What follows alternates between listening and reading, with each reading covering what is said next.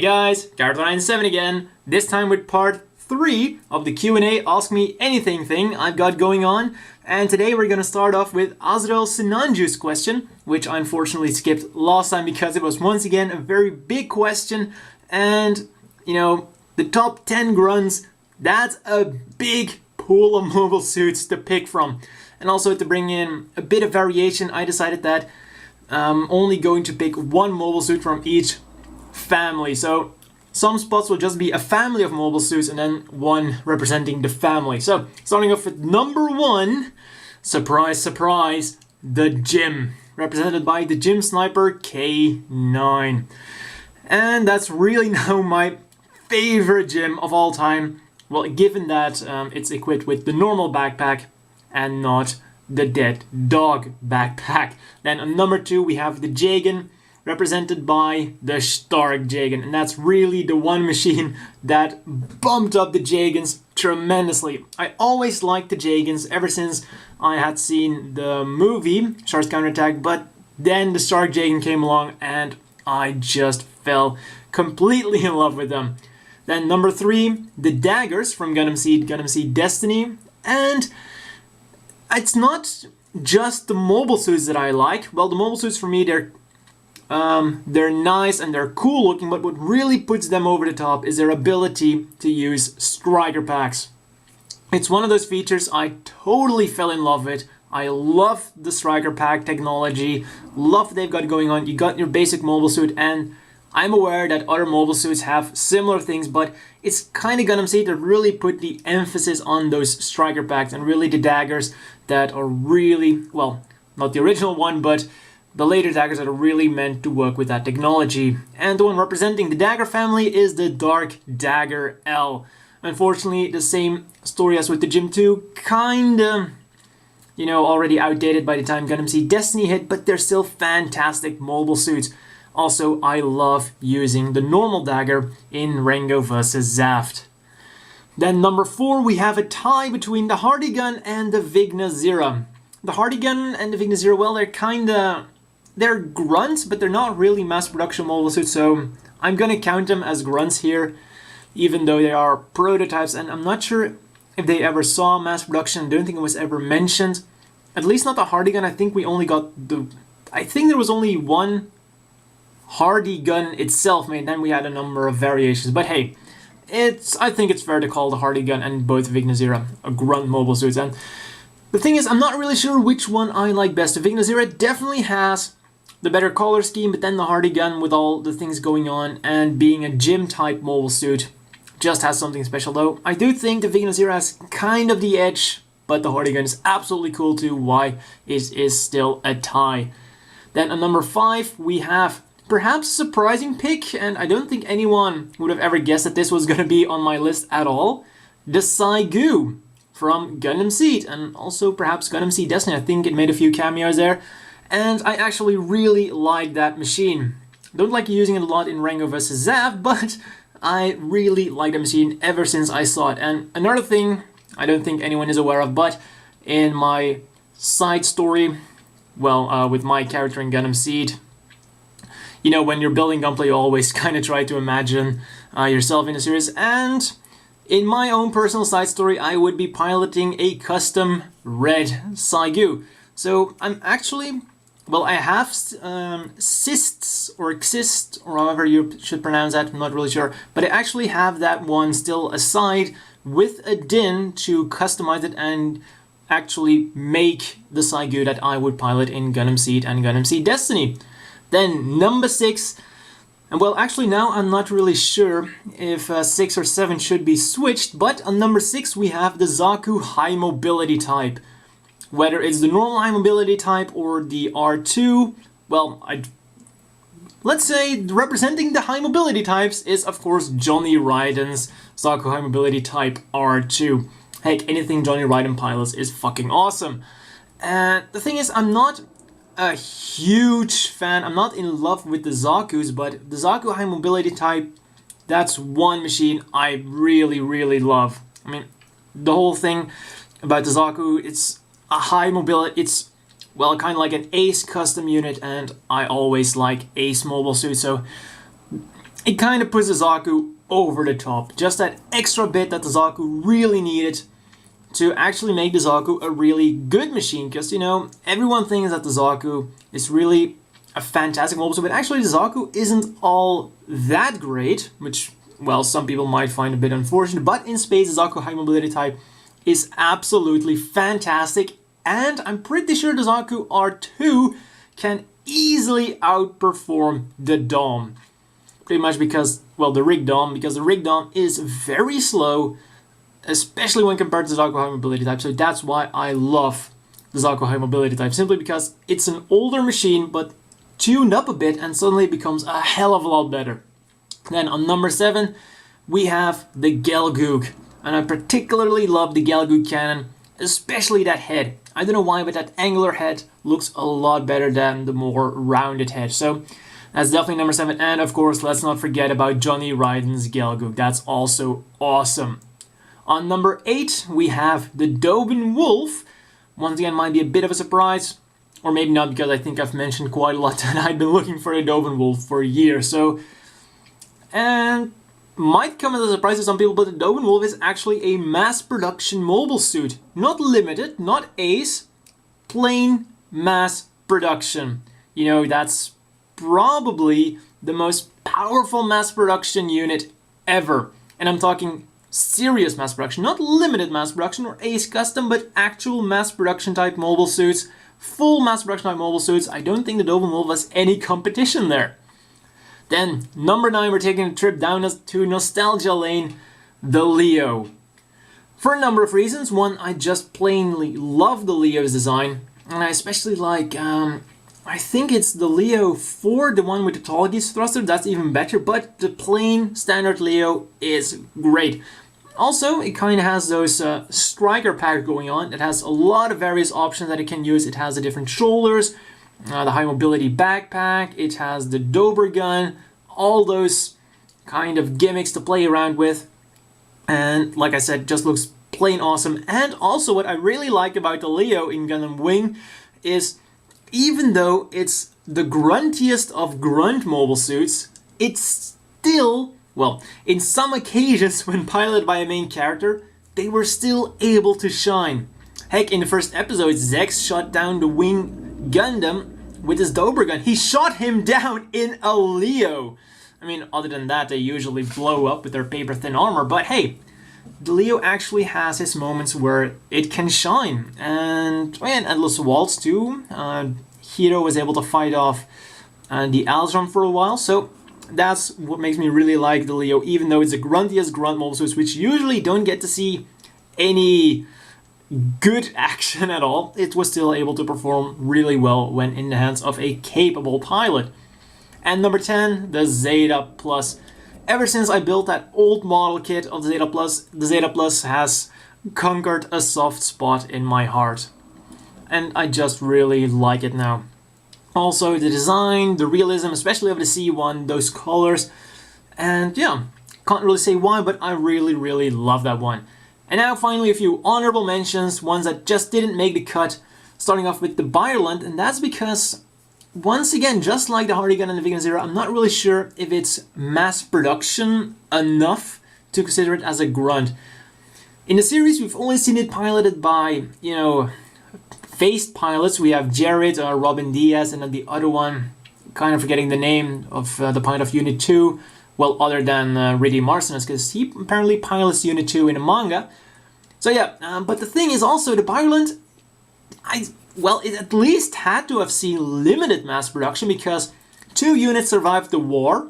We have Jared's unit, and, well, considering that it was war, probably a handful more were actually made. So I think it's fair to say that the Biolant is a limited production mobile suit, but I left it off because, you know, we're just speculating here.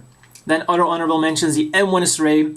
Really love the M1 Astray. Also love piloting in Rango vs. F, and I just love one of the pilots, Asagi Caldwell. Then the Goof, the Rizel, and also the Daughteress. Kinda the gym variant of the Gundam X series. So, that's all for the grunts. Let's move on to the next question. Gotta go up. Let's see where we were. I'm trying to get... Oh, Yickel is the next up. I'm trying to get my friend into more Gundam series and Gunpla as well. So far he's only watched Double O, albeit both seasons and the movie. Oh, poor fellow, he's watched the movie. Could you think of a recommendation for him for another series and a model to start with? Well... Oh wait, the question isn't completely on screen. There we go. So Yickel's question, a recommendation for your friend for a Gundam series. So the first thing I quickly gotta get out of the way is it's not that easy to really recommend a series to someone I don't know. So I'm gonna try to give a few pointers here how to recommend a good Gundam series to him. So the first thing you really got to know about your friend is what is he into? What anime series has he already seen? Or if he's not an anime fan and Gundam is just a series he's watched, then what did he particularly like about Gundam 00? Was it the storyline that he really liked? Was it the overpowering Gundams? Or maybe that's something he didn't like. Maybe, you know, he thought, well, it was a great series, but the Gundams were just too overpowered. And let's go with that line. Let's say he really liked the storyline and he likes realistic portrayals of mecha. In that case, the best thing to recommend him is the original Gundam movies. The movies, not the series. For a number of reasons. One, it's just 3 movies instead of a 50 episode anime series, so you're not dumping this giant load onto him. And simply put, the original Gundam movies are by far the best Gundam has to offer. On one important condition, and that is that you do not mind older animation.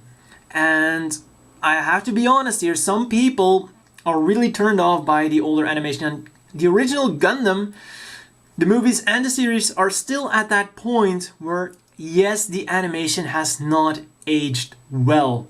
Especially for some people, they will not watch the series because the animation is crude, to put it bluntly. And I can already tell from your screen, from your avatar there, that you definitely will not have a problem, hey, Mazinger Z. And in case your friend has seen Mazinger Z, then you already know, hey, he's not going to mind the older animation. And if you like Mazinger Z, I'm just going to take this as an example because it's your picture, then you will already know, well, he's not going to mind the older animation. He likes realistic robots, he likes realistic mecha, he likes good storylines, so then the original Gundam movies are definitely something to recommend to him. Then, if your friend really doesn't like older animation, wants something more modern, then I would say, and still likes the realistic Gundams, or maybe it's like somewhere in between, he likes a good story, but the Gundams can be either way, then Gundam Seed is actually a good thing to recommend to him. And I know people will get at me for recommending Gundam Seed to someone, but once again, we gotta keep it honest, we gotta keep it real here. The 2 most popular Gundam series are the original and Gundam Seed. And in my opinion, Gundam Seed is a very good series to get someone into Gundam. Heck, Gundam Seed is actually what got me into Gundam. So, it's got the better animation. Yes, it has a lot of recycled animation, but it's a hell of a lot better than the original Gundam movies, of course. It's still got a solid story, likable characters, and it's got a cross between realistic mecha and also still has that overpowering mech stuff going on with the freedom that is also present in Gundam 00. So that might be a good transition to make to kind of go to a more realistic series. So then that's a good thing to recommend too. Or if he likes super robots, once again, he's your friend, you've got a picture of Mazinger Z, then maybe G Gundam would be a good thing to recommend to him if you already know. Once again, gonna say maybe he has seen Mazinger Z, then the G Gundam series is a great series to recommend to him. Because, you know, it's still got that political stuff going on, but super robots, so that might be something that your friend will be into, if he's also into Mazinger Z. And the final recommendation I'm gonna make here is a bit out of the blue, but once again, this is why you should know, well, why it's really important to know what your friend is already into in order to recommend something to him. Say that he likes the Fallout series. The Fallout games, you know, post-apocalyptic stuff going on, then Gundam X would be a great recommendation to make to him because it's kind of Fallout with Gundams. And for me, it's actually the other way around. I have seen Gundam X and now I kind of feel like playing the Fallout games. So, long story short, The things you should recommend to him based on your knowledge of your friend: 1. The original Gundam series. 2. Gundam Seed if he doesn't like older animation. G Gundam if he's really into super robots. Or Gundam X if he's played Fallout. And yes, I know there are a hell of a lot of other Gundam series, but you know, I can't just go and say recommend all of them. So you've really got those 3 important ones to recommend, and then one that's kind of extra there. But you know, I would definitely stick with either the original Gundam or Gundam Seed. That's, I think, the best way to really get someone into Gundam, because once again, Gundam Seed and the original Gundam were what got me into Gundam. Those, I kind of saw them at the same time. I bought a Gundam Seed DVD, then I bought a Gundam movie, another Seed DVD, then another Gundam movie. So that's how I got into Gundam, and maybe that's also the way to go to get your friend into Gundam. And I wouldn't really recommend Gundam Wing or any of the other things, because, you know, the problem with Gundam Wing is I think that's definitely something that's hyped up by nostalgia, and if you just watch Gundam Wing now, I think you're really going to get annoyed by, for example, Relina and some other inconsistencies in the story. So yeah, I think that's the best thing to recommend him to. And then a model to start with, that's really the best thing to say is just if he likes a particular mobile suit, get a model kit of that mobile suit. That's the best way to go. If you like the machine, and then you just gotta quickly look up a review, for example, well, I don't have any double... Oh wait, if he really likes the Exia, then I would say that the 1100 high grade Exia is a great model to start off with. That's the only like, a 00 model I have, and that's a great model kit. So really, go with the mobile suit you like the best, and then pick up a high grade, the 144 scale high grade or a 100 scale high grade. The only thing that I would not recommend him to pick up is either a real grade, because those are very finicky, perfect grade, because you know those are way too expensive, and then a master grade if he's not really sure if he's into Gunpla already. The problem with the master grade is, of course, they're not that much difficult. They're not much more difficult to build than a high grade. It's just that it's a lot more. And if you suddenly realize that, you know, you've been building your master grade for 2 hours straight, and you realize, oh, actually, Gunpla isn't my thing. You know, you've got that $60 thing sitting on your desk looking at you, and getting through that, even though you don't like Gunpla, that's really going to be a pain. So the best thing to pick up is 100 high grade or 144 scale high grade, just to begin with. Pick a mobile suit that he likes, and then that's guarantee for success. And you know, if it's those high grades, even if you suddenly realize, I don't really like it, you know, just putting that extra hour of effort into completing your model should be okay. Then, next question, also, what's your opinion on the SD Gundam Son Gokuden series? Do you have any kits from the line? Because I'm tempted to get Lubu and Guanju. Well, once again, gonna be honest here, the SD Son Gokuden line, I'm never gonna buy any of those machines for the same reason that I will not buy the Gundam 00s or the Gundam H lines. And I'm gonna quote Gundam Build Fighters here: because it's a hobby, I take it so seriously, and I'm much more of a fan of the full-scale mobile suits rather than the SD Gundams, and then especially when we're talking about SD Gundams which aren't even representations of the real mobile suits, if you kind of get what I'm getting at. So, well, I think the only Son Gokuden model kit I will ever get is that, I think it's a 3-pack of gyms, simply because, you know, surprise, surprise, they're gyms. But other than that, I'm not gonna buy them, because simply I would much rather spend my money on another high grade or another master grade, you know.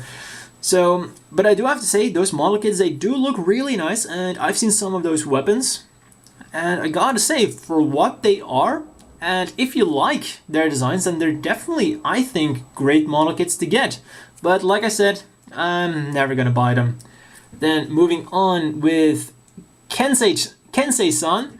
One, if you don't mind me asking, what is your job? I'm curious, since you can afford so much Gunpla. I'm jealous.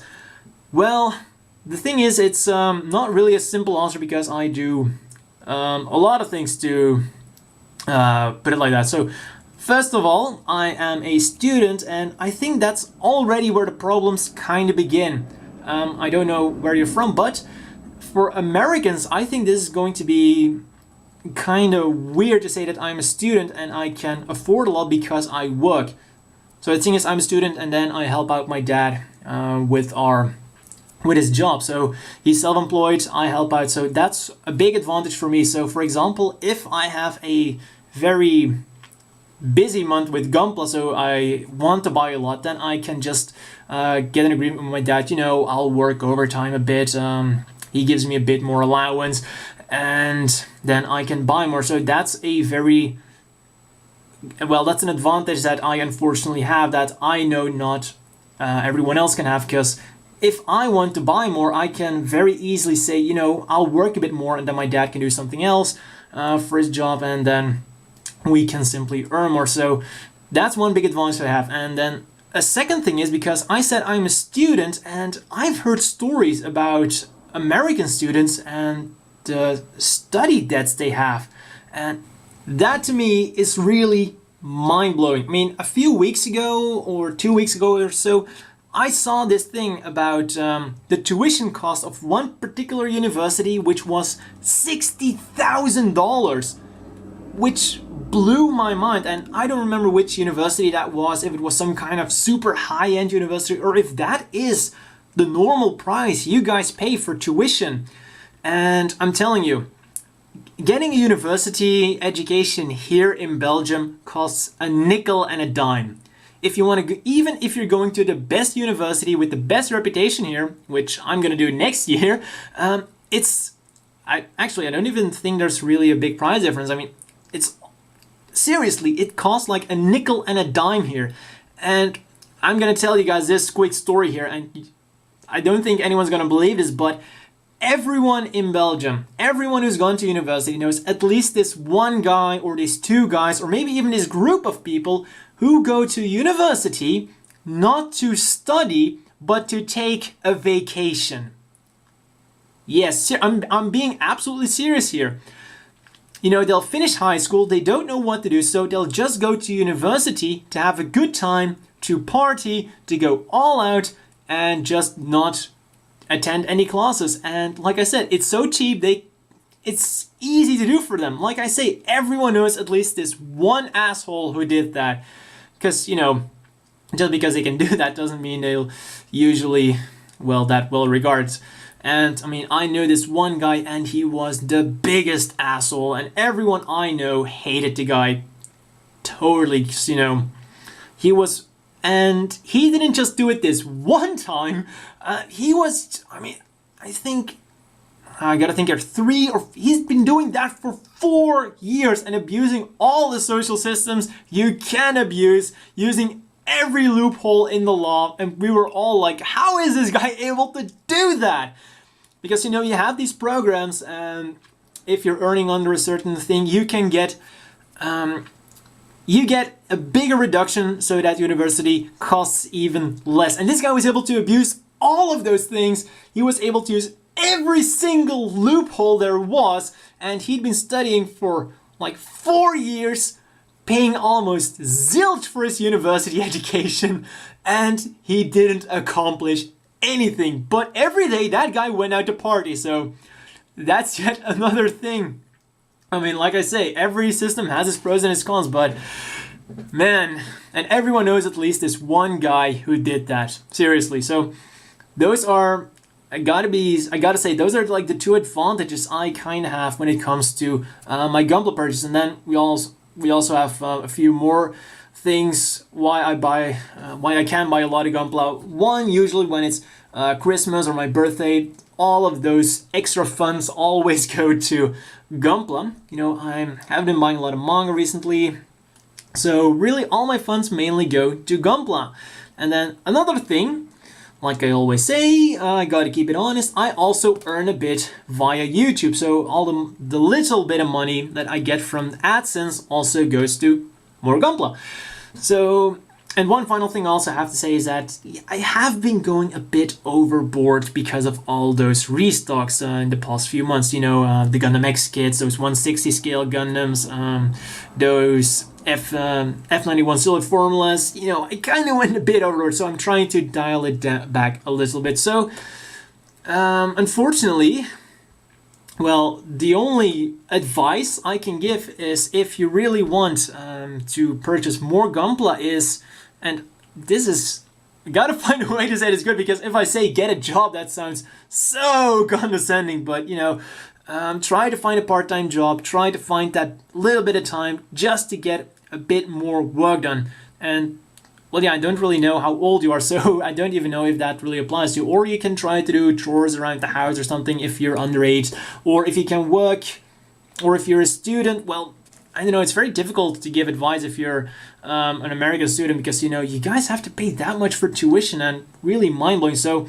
the only thing I can really say is just try to find that bit of extra time to do a part-time job. And I'm telling you, there's nothing cooler than to know that you can buy that Gunpla with money you earned. So I hope that I kind of helped there without being too condescending, telling you, get a job. But yeah, I gotta say, I do have an unfair advantage here. Now I feel kind of bad about it. But yeah, that's really the ways I can buy all that Gunpla, because if I really want to buy all that, if I really want to pay for all that Gunpla, I can work harder. And I also, these past few months, I've been living life really like a roller coaster. I mean, I'll get up at 5 in the morning, check my messages, then go off to work at 5:30, and then work the day, get back at 3 in the afternoon, then build Gunpla, and if possible upload a review, go to bed, and rinse and repeat the next day. So that's the thing. And then going on, number 2, have you played Final Fantasy Tactics, and if so, what do you think of it? Well, I'm actually playing it at the moment on my PSP. It's War of the Lions. I've played, I think, about 2 hours of it so far, and it's okay. I'm not loving it, not hating it so far, it's just okay, but it's really hard to give a good opinion about a game you've only played for 2 hours, because I'm pretty sure the game is still kind of trying to get me into the game and building up. So far the story looks very interesting, so I'm looking forward to playing more of it. Then number 3, what's your favorite Gundam series? And that's got to be the original movies. Not the series, the movies. Moving up, what happened here? Go back, there we go. So, next up, from Deadlocked Titan, what other hobbies do you have besides model kit building, gaming, and figure collecting? Give me a second, will you? Well, not really a lot, I would say. Those are my big hobbies. Gaming with friends. Yes, that's another hobby. And other than that, well, I kind of like to do sports. I like cycling, so that's something. Though I don't really do it a lot, but I will always take my bike rather than the car. So I like cycling, and it's also a great thing if I kind of have some spare energy and I gotta get rid of it. Cycling is the best way to get rid of it. Just hop on my bike, do a few laps, and gone is that excess energy. Then other hobbies, well, no, I kind of like writing. I do plan on, I've been playing with the idea of trying to write a book and send it to a publisher. And maybe I'll finally get to that this year, because I have all these side stories with for different Gundam series, and I'm thinking maybe I'll change up some things and kind of integrate them into my own universe. I'm currently kind of working out all the kinks and the overall storyline of that universe, and then I can just take those Gundam side stories, change them, and put them in that fantasy universe of my own. So I'm thinking about doing that. Oh yeah, talking about writing, something I recently gotten into is creepypastas. I wrote the one creepypasta called Show, which was actually read on Some Ordinary Gamers. So if you're interested in that, type in Some Ordinary Gamers and Show, SHOU. So that's one I've written, and I'm actually working on a second creepypasta from GTA. And I should finish that in a few weeks if I find some time to do that. So those are really the only other hobbies that I can really point to, with model kit building, gaming, and figure collecting. Oh, of course, anime, watching anime, reading manga. How could I skip those? I mean, they were just so obvious I forgot about them. So moving on, Satriageta. Occupation, I guess you mean like what I do, so that's the same thing as Kensei's son asked. I am a student and I help out my dad at his job. Then next up we have Suiton, Sweeton, 629. Then what is your thoughts on Bandai pushing more for premium online exclusive releases more and more lately? Why is it that they're putting out not only kits but now add-ons to kits? Is it fair to us? Well, that is a very good question, and I have a very complex answer to that. So first of all, is it fair to us? No, absolutely not. It's not fair. Well, I mean, it's not fair to the people who aren't from Japan, and that is really the big problem I have with those online exclusives. If they had a branch that would also allow us to get those online exclusives in Europe or in America, I would be okay with them. And I know that might be a bit controversial of me saying that, but if we would be able to get them for the normal price without having to pay, you know, the marked up price from an online hobby store or from someone else, then I wouldn't have a problem with those at all. Because, you know, the thing with those add-ons is, if you look at some older model kits, for example, the high-grade Destiny Gundam or the 160 scale and 1/100 scale V2 Gundam, those didn't come with the Wings of Light to begin with, and that was way before Bandai ever had the idea of, you know, we're gonna release add-on kits. So in that aspect, I don't quite have a big problem with the add-on kits, because in some cases it was just something they wouldn't include to begin with, and then they kind of had the afterthought perhaps of, you know, we're gonna throw it in. So in that aspect, I don't have that much of a problem with that, even though I do realize I have been quite outspoken against those. But, you know, so far, that's not too big of a problem. The one thing I really have a problem with is when they decide to release a model kit that should have been a normal release as one of those premium online exclusive releases. And the example that immediately comes to mind is, of course, the Gym 2 AUG version. Why did they think it was a good idea to release that model as a premium online exclusive model? Or, for example, the Gym 3 Desert Type, that's also a model kit, well, a mobile suit that appeared in the normal anime, well, an OVA anime, but hey, so that should have also been a normal release. I mean, when we look at the Hyzax, we got the Earth Federation version as a normal release, so that's, well, of course we didn't have premiums back then, but you know what I mean. I mean, back then, they would have just released the Gym 2 AUG version as a normal release, so that is inexcusable. So, yeah, my real take on it is, in the end, I wouldn't have as much of a problem with it if only we could also buy them without having to go through a middleman. And then add-ons, yeah, like I said, those are actually the most fair things if they're used correctly, like for example the V2's wings. Some kits didn't have them. And for entire kits, you know, when they're the more obscure ones, like they're now releasing Doisel Zabi Zaku 2, well, it would have been cool to see that as a normal release, but I can buy that, well, I can understand that as an online exclusive. Or for example, the White Dingoes, as much as I hated that they were online exclusives, I can't understand why they would decide to make more limited appeal model kits, even though I think that the Gym Sniper 2 White Dingo version proved to be extremely popular. But I can understand that model kits they think have a more limited appeal, why they would make them as premium online exclusives.